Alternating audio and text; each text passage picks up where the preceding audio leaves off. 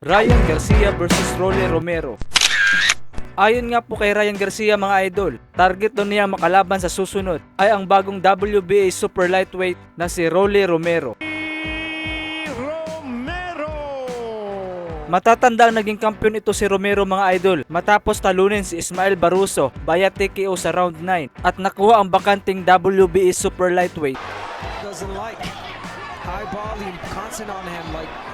Kontrobersyal nga po ang panalo ni Romero dito mga idol matapos tinigil ng referee ang laban sa round 9 kahit na lumalaban pa itong si Barroso. Maraming mga boxing fans ang nasasabing na daya daw itong si Barroso.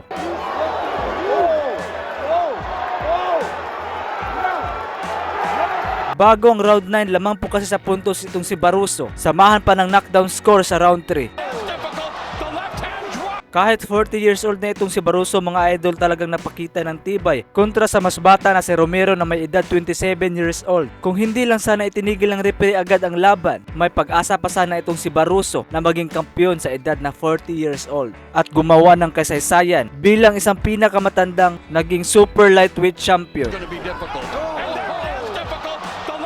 Ngayon mga idol, susubukan daw ni Ryan Garcia na agawin ang WBA belt na hawak ni Rolly Romero. May kartada ngayon si Ryan Garcia na 24 wins, 1 loss, 20 KOs. Habang si Rolly Romero naman ay may kartadang 15 wins, 1 loss, 13 KOs. Ang nag-iisang talo ng dalawa mga idol ay nakuha po nila pareha sa kamay ng halimaw na si Tank Davis na parehong via knockouts.